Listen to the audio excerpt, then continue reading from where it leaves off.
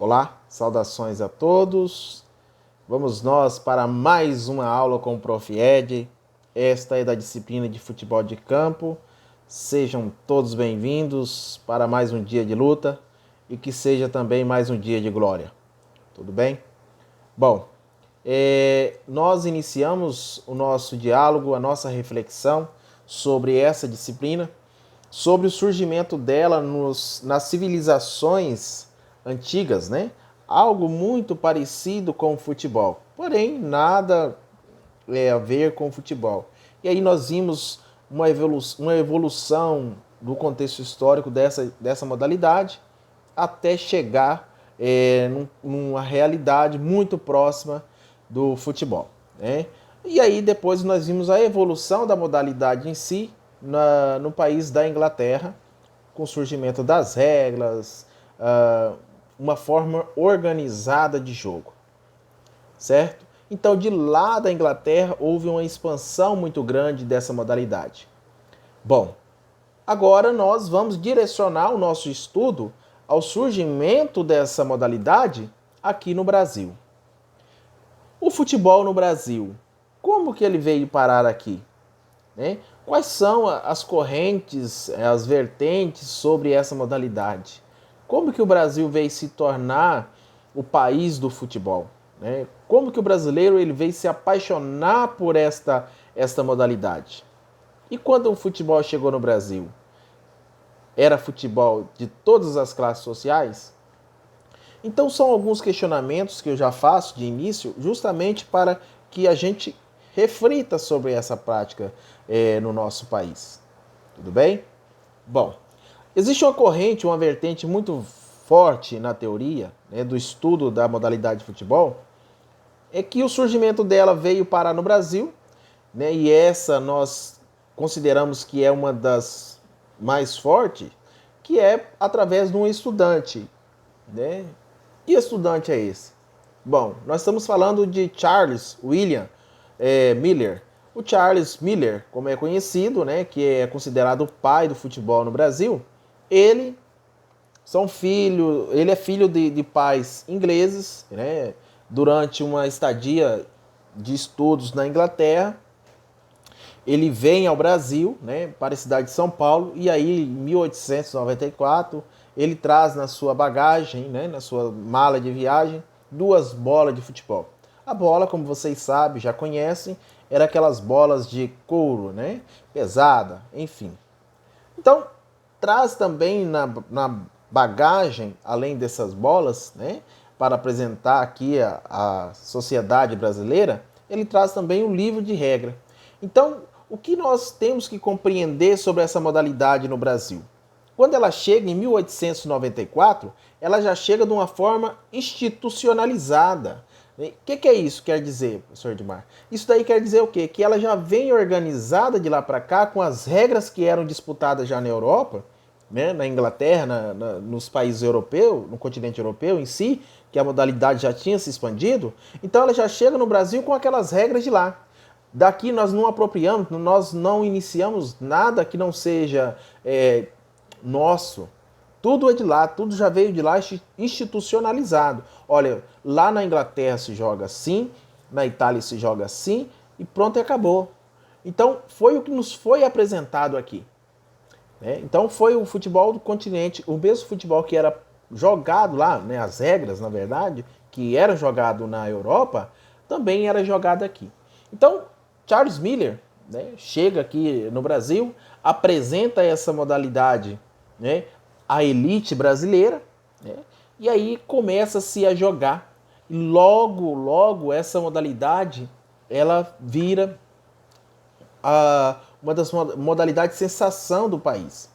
Era jogada nos clubes, era jogada nos ambientes, os bairros mais finos, né? Não tinha campos para todos jogarem, tá? Então, já de início a gente já tem essa ciência, é importante a gente dizer isso. E aí, infelizmente, aquela classe mais baixa, ela não tinha condições de poder participar desse tipo de prática, né? No ano de 1900, né, 1900, cria-se, em 1901, 1901, cria-se a primeira equipe de futebol no país, que era São Paulo Athletic Club, né? Essa é uma equipe que ficou aí muito tempo no comando. Em 1901 criou-se a primeira liga, a Liga Paulista de Futebol, tá? É uma entidade que organizava os jogos aqui no país até então. Organizou o primeiro campeonato, mas isso aí só um ano depois da sua fundação, tá? Pessoal, esse material que eu estou aqui me organizando, prometo que ele vai para vocês em forma de PDF, tudo bem?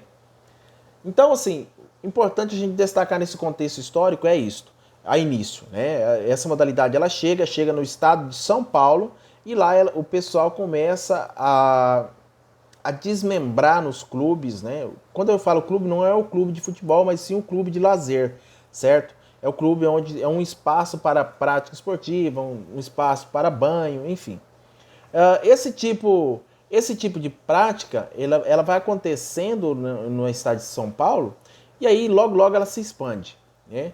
Mas aí ela se expande nas instituições da elite brasileira e aí é bom a gente reportar também para a cidade carioca, né? Os times cariocas, justamente o Vasco da Gama, né? O Clube de Regatas Vasco da Gama e também o Clube de Regatas Flamengo, né? O time do meu coração. E aí, se diga de passagem, por que a gente cita esses dois times? Porque eles são um exemplo claro de que não estavam focados no futebol na época, né? Qual que era o forte desses dois times?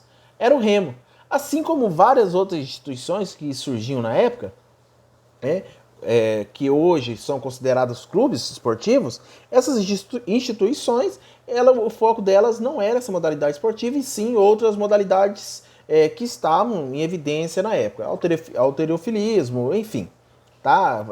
Remo, o rugby, que era muito forte na... Enfim, essas modalidades era a sensação. Então, o que era moda, o que era sensação na época, era o que estava em evidência. E aqui agora eu vou fazer uma citação desse estudo, que é do Leoncini, né? Leoncini, ele destacava o seguinte na época, né, desse contexto histórico.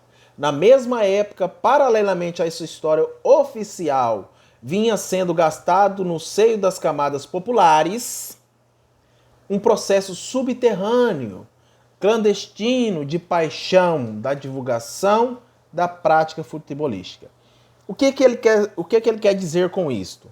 Que por mais que a prática esportiva estava lá na elite, pelo subterrâneo, de forma clandestina, já vinha sendo articulado popularmente, que atingindo a maciça, o povão, algo em torno disso daí, em torno da prática esportiva do futebol, certo? Então, essas ações, essa pequena ação que foi feita de forma subterrânea, que até ele fala subterrânea e clandestina, é uma ação que foi o pontapé para que chegasse até o povão, tá? Então, em 1914, pessoal, foi organizado a Federação Brasileira de Esporte, né? Essa federação, ela vem para o Brasil, mas a fundação dela não tem nada a ver com o futebol em si. A fundação dela tem a ver para organizar de forma organizacional todas as modalidades esportivas do país, tá? Então, mais tarde, essa federação ela veio se tornar a Confederação Brasileira de Esportes, a CBD, tá? Que foi em 1916. Então, assim, é importante a gente dizer nesse contexto histórico que essa federação ela veio para fazer o quê? Somente para organizar todas as modalidades esportivas no país. Nada mais que isso. Não foi para colocar em ascensão a modalidade de futebol, tá? Então, assim, seguindo aqui, a CBD, né, que é a Confederação Brasileira de Esporte, ela se organizava as seleções para representar o Brasil internacionalmente. Tudo bem? Bom, aí apesar das discussões que há dessa modalidade em todas as classes sociais, é importante a gente dizer que sobre o amadorismo que existia na época nessa modalidade. E nós sabemos que o profissionalismo do futebol ele não aconteceu aqui no Brasil assim quando ela chegou. O profissionalismo do futebol aconteceu depois da primeira Copa do Mundo, que foi lá em 1930. Né? Então, passou a primeira Copa do Mundo, 3 anos depois, veio a primeira Copa, veio o semiprofissionalismo, né? O pessoal começou a se profissionalizar. O que eles faziam antes disso, pessoal? Que vocês têm que ter ciência. O jogador de futebol da época, né? Nessa época aí, eram jogadores que eram proprietários rurais, banqueiros, pessoas que tinham outra função e no final de semana eles eram jogadores de futebol. Simples, né? É como se fosse nosso lazer de hoje. Era a forma deles ver o futebol de antigamente. E aí, nesse processo, é importante a gente destacar aqui o Vasco da Gama, o Clube de Regatas Vasco da Gama. Em 1924, o Vasco da Gama ele se torna bicampeão carioca justamente com a equipe totalmente de negros e pessoas pobres. Né? Então, o Vasco da Gama foi o principal responsável por inserir as pessoas mais pobres, de baixa renda, na modalidade. E principalmente os negros. Né? E aí o Vasco da Gama foi que deu esse pontapé inicial e aí ficou em ascensão. A partir do momento que vocês sabem que uma equipe é campeã, ela atrai os olhares para ela, né? Então foi o que aconteceu com o Vasco da Gama. Daí a repercussão que se deu no Brasil em torno do Vasco da Gama. Tá? Então, assim, nessa época os atletas não eram profissionais, vale lembrar, tá? Somente após 1933 é que houve um semiprofissionalismo ali, né? Algo que girou em torno de alguns capitalistas, né? Alguns pagamentos, enfim, tá? E nessa época aí, até 1930, até 1960, pessoal, foi a época que surgiu grandes jogadores. Entre eles está o Leônidas da Silva, conhecido como Diamante Negro, né? Não sei se vocês já ouviram essa história. O Leônidas da Silva, o Diamante Negro, vale aqui a gente lembrar que o surgimento de grandes jogadores do Brasil se deu pela a passagem desses jogadores nos campos de várzea. O campo de várzea é aquele famoso campo de terrão, né? Que não tinha muita burocracia, certo? Entre chegar lá e jogar. Então, era o que acontecia com os campos de várzea. Então, o Leônidas da Silva foi o que deu o pontapé inicial, que trouxe os olhares para o Brasil, justamente porque ele se destacou em jogos realizados lá na Europa, né? O Diamante Negro, tá? Nessa época de ascensão do Brasil, entre 1930 até 1960, o futebol do Brasil. Bom, então, criou-se uma idolatria no país em cima dessa modalidade, nessa época já, entre 1930 e 1960. Por quê? Porque entre as décadas de 50 e 70, o Brasil passou a ser praticado amplamente em quase todos os espaços possíveis, né, e por várias pessoas de várias classes sociais.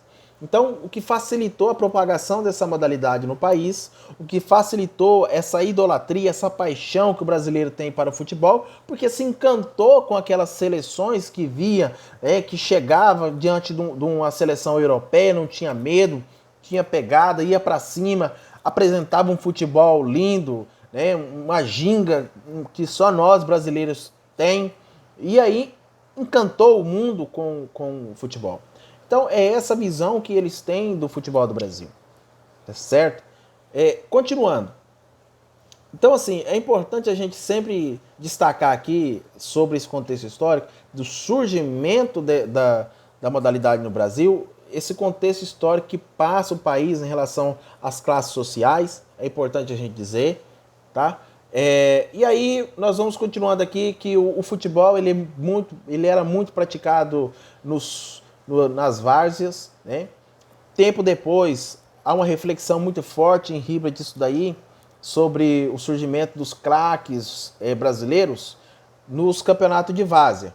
né? Por quê? Porque agora o futebol ele começa a ser direcionado aos clubes esportivos da modalidade, né? E aí quando ele é direcionado, nós perdemos. Nós perdemos porque nós deixamos de evidenciar alguns craques surgidos do terrão, e aí os clubes eles começam a desde cedo captar o garoto para si e não coloquem em evidência para que o garoto fique no Brasil. O garoto do clube logo cedo, qual que é a situação do clube? Gente, o clube só quer formar o garoto para quê? Angariar fundos, né, e depois vender esses jogadores, né, para os times europeus, que é o sonho de todo garoto, né, jogar na Europa, vender caro. Então ele trabalha o garoto desde pequeno. Então o garoto é formado dentro do clube esportivo, não é mais formado no terrão, não é mais... Bom, esquece aquilo que ficou lá no passado. Não sei se é uma reflexão muito boa em relação a esse assunto da formação do atleta dentro do clube, ou se é um pesadelo para todos nós brasileiros. Agora eu falo como torcedor do Brasil, né? Em relação a isso aí, uma vez que os jogadores vindo do terrão são jogadores que tinham amplas condições de estar em ascensão, né? Então é uma reflexão muito grande em torno disso aí. Depois a gente vai discutir nos fóruns. É legal a gente ver esse ponto de vista de vocês também, tá? Então assim, agora nós vamos chegar num ponto bem legal que é sobre a inserção da mulher no futebol feminino. Até 1940, na década de 40, existiam as famílias conservadoras que diziam que as mulheres elas não podiam praticar esportes de maneira alguma. Em nenhum momento essas mulheres poderiam praticar os esportes, né? O que considerava as mulheres intocáveis, os cristais, né? Não podiam fazer nada de prática masculina, certo? Então assim, não era só o futebol, mas várias modalidades esportivas elas eram proibidas. Isso aí só veio acontecer, pessoal, após 79, tá? 79, quando o futebol, o halterofilismo e outros esportes, as lutas, foram possibilitadas às mulheres. Então, após 79, essas mulheres, elas vieram em ascensão, que possibilitou, então, a participação dela nas práticas esportivas, nas atividades, e pudesse participar dos eventos esportivos, assim como os homens. Mas um detalhe chama atenção sobre a mulher no futebol. Só em 79 foi aceito, porém a primeira convocação do feminino só veio em 1988. Então, quase 10 anos depois que veio a primeira convocação do esporte, do futebol feminino. Tá? Então, hoje, o futebol é o que é. Inclusive, a gente chama atenção aqui para a jogadora Marta. Se eu não me engano, ela é 6 vezes eleita a melhor do mundo. E aí coloca o Brasil num patamar muito grande em relação a isso aí. Só que nós temos um defeito. Nós temos a melhor jogadora do mundo, só que nós não temos Copa do Mundo, né? Nós, quando chegamos com o futebol feminino na Copa do Mundo, nós caímos para o time europeu, caímos para os Estados Unidos, que é uma potência no futebol feminino, né? Então o futebol feminino no mundo é muito forte, mas o nosso ainda peca um pouquinho, certo? Então cabe uma reflexão aí. Em 1979 também, aquela confederação de desporto que foi criada lá em 1916, ela se torna, ela é renomeada a CBF, né? Então a CBF ela surge em 1979, justamente no ano que coloca o futebol feminino em destaque aí, aceitando a prática do feminino, certo? Então assim, renomia-se a Confederação Brasileira de Esporte e ela vira CBF, né, Confederação Brasileira de Futebol. A CBF, vocês sabem que é a entidade que normatiza o futebol no país e organiza as competições, as regras, enfim, dentro do país. Tudo bem? Hoje a CBF ela conta com jogadores aí de mais de 660 clubes, quase 700 ou até mais, né, possível. Ela consegue aí registrar mais de 30 mil atletas profissionais, né? Esses estão registrados nos clubes. Vocês sabem que a CBF ela tem como organizar isso. Ela tem ali a forma de inscrever cada um no seu devido clube, né? Vocês sabem que para ser um clube de futebol profissional tem que estar registrado na CBF, né? Então é importante a gente dizer isso, que existem as categorias A, B, C, D, enfim, né? Então assim, a CBF, hoje é ela que comanda tudo no futebol no Brasil, né? E é uma entidade muito forte, certo? Então cabe muita reflexão em torno desse contexto histórico do futebol no Brasil, tudo bem? E nós vamos discutir isso daí nos fóruns de discussões, ok? Aguardo todos vocês lá. Dúvidas, anotem para que possam ser sanadas, ok?